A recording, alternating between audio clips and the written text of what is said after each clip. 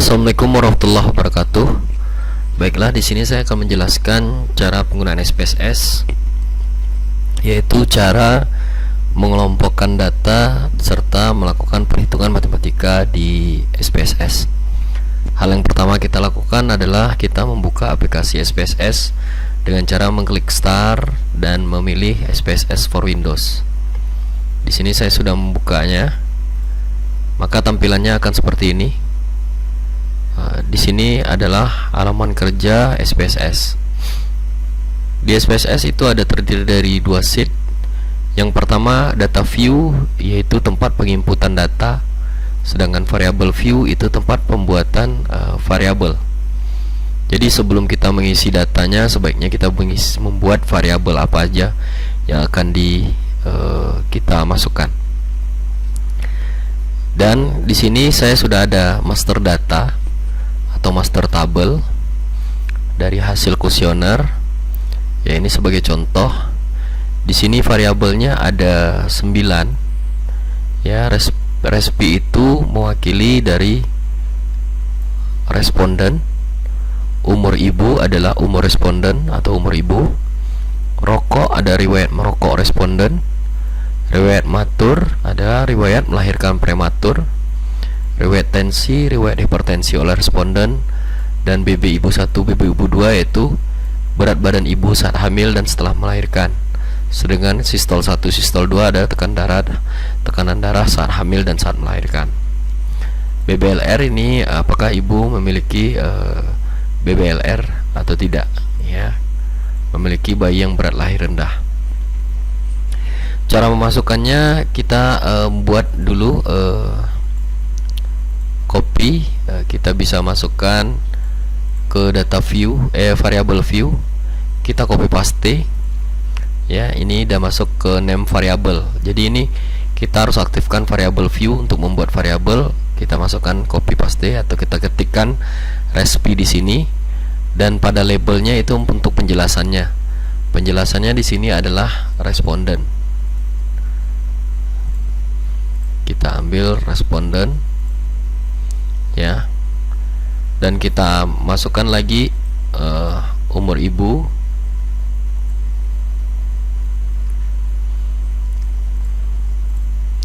kita paste.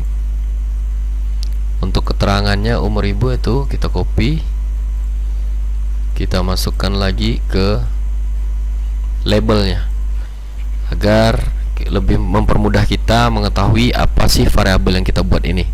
Keterangan label ini berguna untuk menjelaskan variabel yang kita buat. Dan selanjutnya itu kita riwayat matur rokok, copy, kita masukkan merokok, ya. Penjelasannya adalah riwayat merokok responden. Kita masukkan di sini. Dan di sini ada pengkodean. Ya, misalnya kan kalau di kuesioner itu menanyakan apakah Anda merokok, gitu kan. Dijawabnya ada centang, ya, kotak di checklist. Bisa jadi dia checklist 0, di checklist tidak merokok, maka nilainya kita buat 0.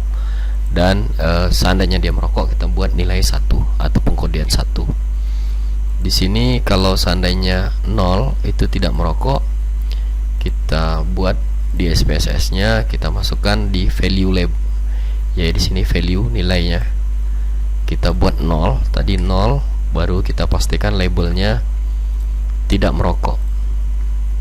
Dan seandainya 1 yang keterangannya itu merokok. Oke. Baru kita oke kan, maka dia sudah masuk pengkodeannya. Jadi kita tinggal masukkan semuanya. Kita buat variabelnya sampai BBLR ini dan sesuaikan dengan, kalau seandainya dia menggunakan nilai, kita masukkan di value-nya. Di sini saya sudah yang ada selesai, yang sudah saya kerjakan.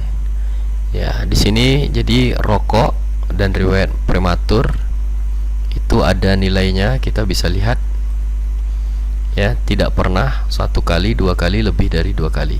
Pengkodeannya 0, 1, 2, 3 sesuai dengan yang di sini dari hasil kuesioner.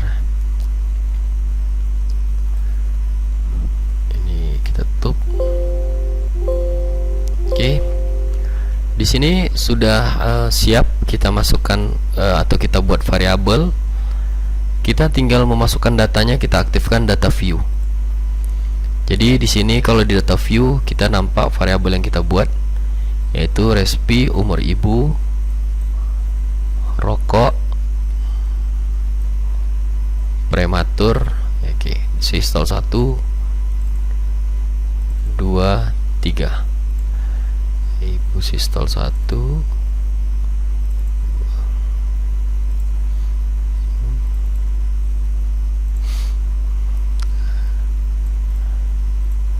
ini kita bisa kecilkan agar nampak. Oke, kita tinggal copy paste datanya dari Excel. Kita copy paste, ini di sini 30 responden, kita copy, kita pastekan ke SPSS.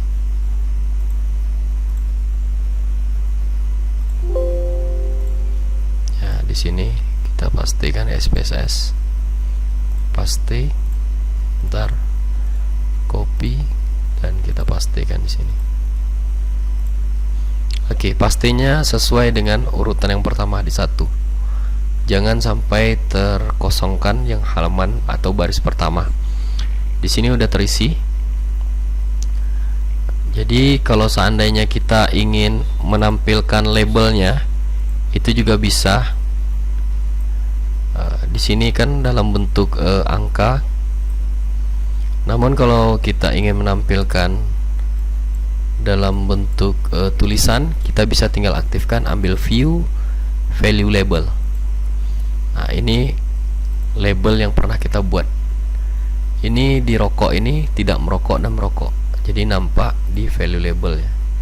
Ini rokok, ini nilainya tidak merokok dan merokok. Ini hanya ingin mengecek apakah kita sesuai kita buat atau enggak. Ya.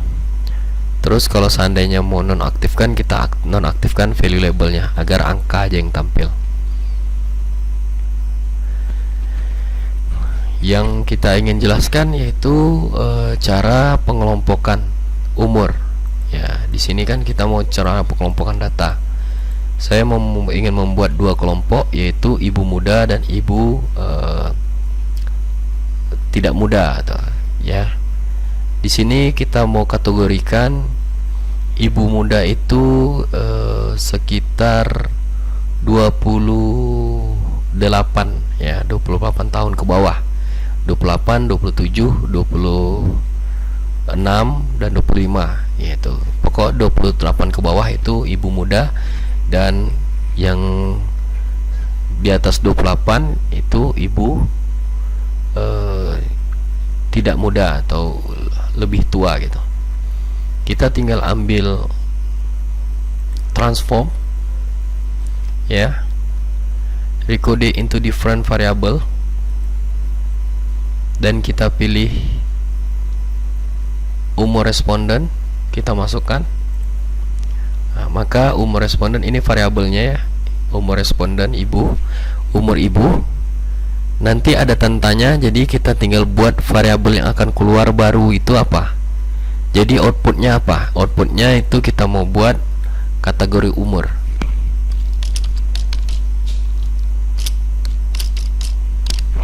Ya, di sini kalau variabel itu tidak usah panjang-panjang buat variabelnya, karena yang perlu dijelaskan itu di labelnya.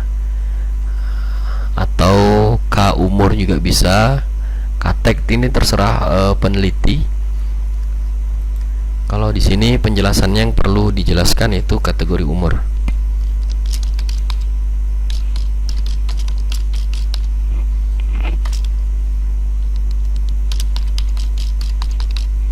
Oke, di sini saya buat kategori umur responden, variabelnya k-tag umur.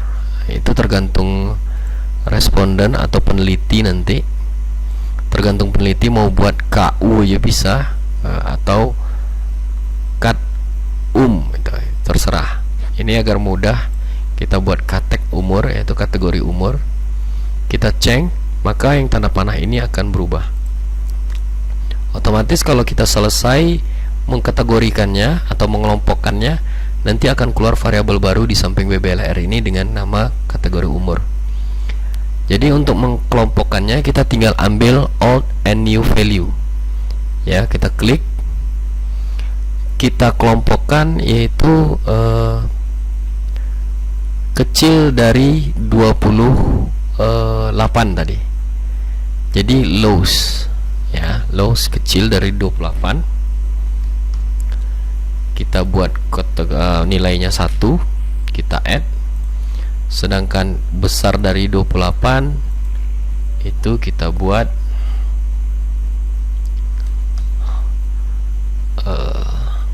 2.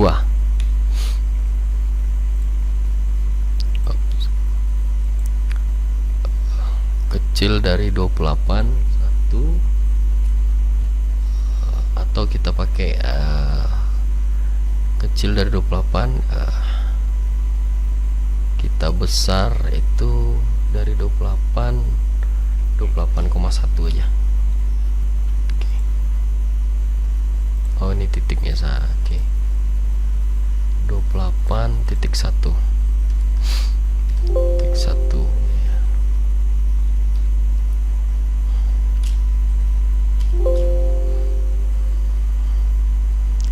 Besar dari 28.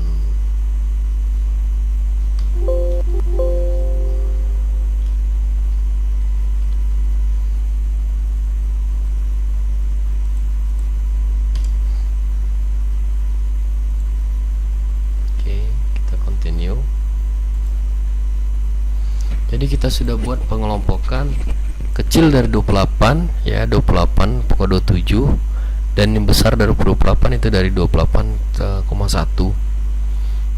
Maka kelompok kedua kita continue, kita oke, maka hasilnya akan keluar di samping dengan nama kategori umur. Variabelnya pun kita bisa lihat. Ini kategori umur, kalau mau dinolkan desimalnya kita tinggal nolkan.